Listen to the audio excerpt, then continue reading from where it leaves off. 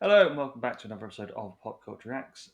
And today we are doing something Radiohead adjacent, as I will call it, as we are doing Marilyn Manson's Lamb of God, which, if you've seen our Climbing Up the Walls episode of Radiohead, this was the song that I was like, this sounds a lot like that. And I've never heard the song, so I'm quite intrigued to hear a song that you say, "Oh, this is like Climb Up Walls," a song I love. So, As I say, and an artist I like as well. So, yes. So, shall we jump in and get Maz on with some Lamb of God? let's get our Mazza in the Hizauza. Right, let's do this.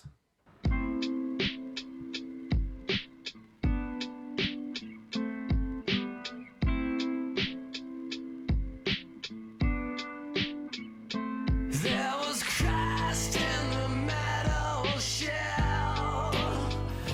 There was blood on the pavement. The camera will make you God. That's so Jack became sainted. If you die when there's no one watching, and your ratings drop and you're forgotten, if they kill you on their TV, you're a martyr and the Lamb of God. Nothing's gonna change. Nothing's gonna change the world. There was Lennon in the Happy Gun. There were words on the pavement. We were looking for the Lamb of God. We were looking for more David. If you die when there's no one watching, and your ratings drop and you're forgotten, if they kill you on their TV, you're a martyr and the Lamb of God. Nothing's gonna change the world. Nothing's gonna change. Nothing's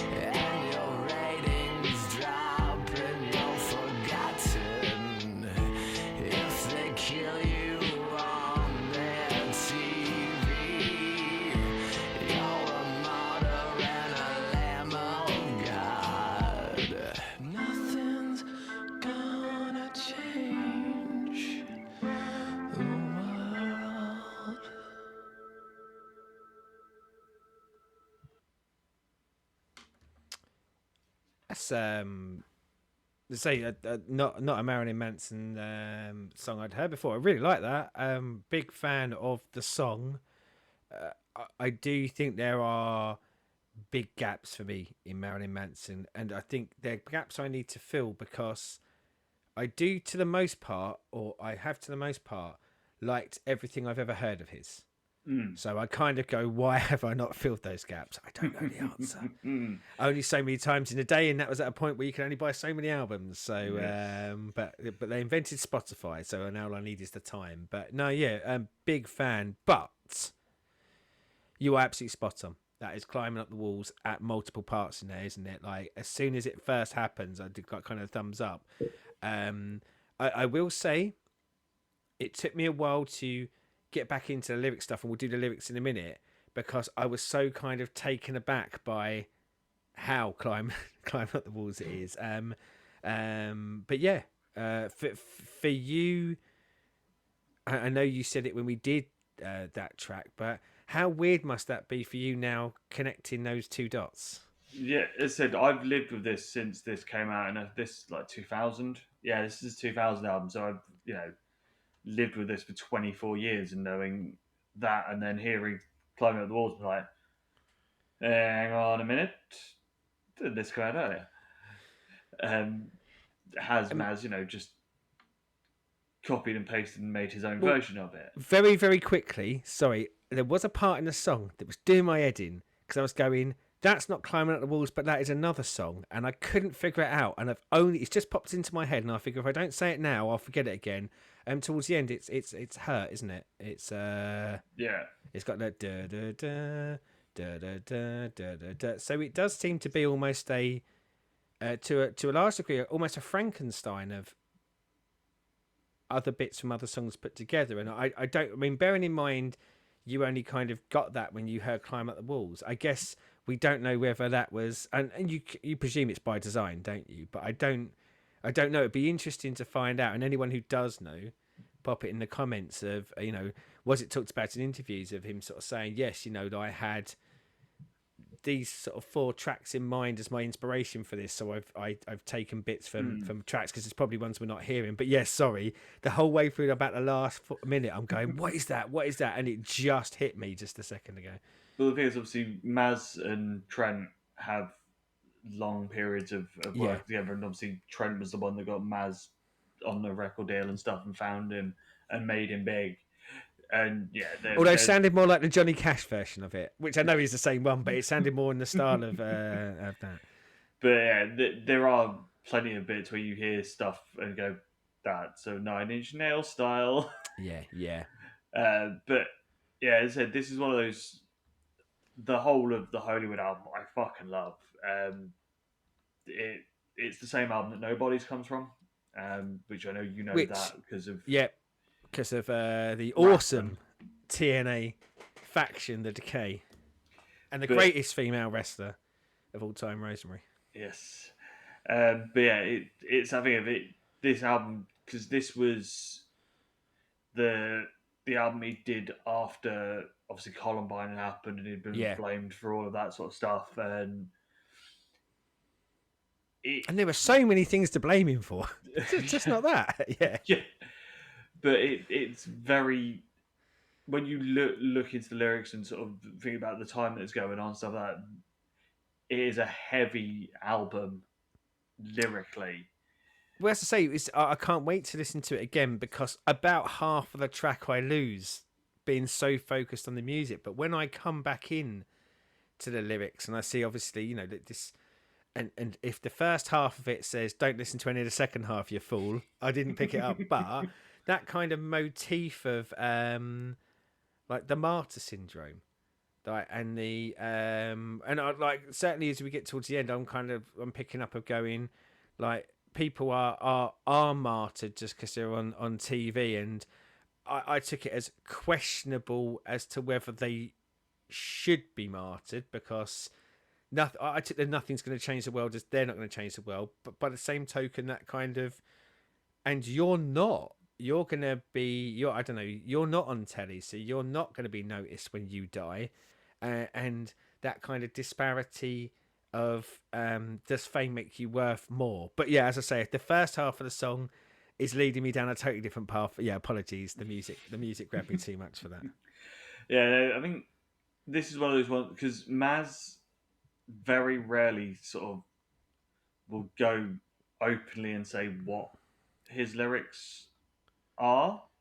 Yeah, In that way, he won't do it like a song breakdown and go, "This is exactly what this song was about." Because he it takes away from the mystique and stuff. But there is a lot of ideas. This one is slightly at himself, but also with the Columbine stuff of him being the one that they blamed for it.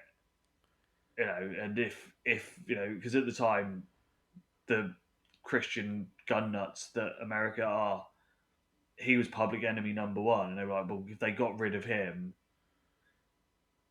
yeah, would it change anything? Because would there still be disillusioned kids that went and shot up schools? Is there still going to be, that innate thing of you've killed their current hero, but it doesn't stop the problem which you're putting at that hero. Um, yeah. It doesn't solve anything. Like the no, world doesn't change.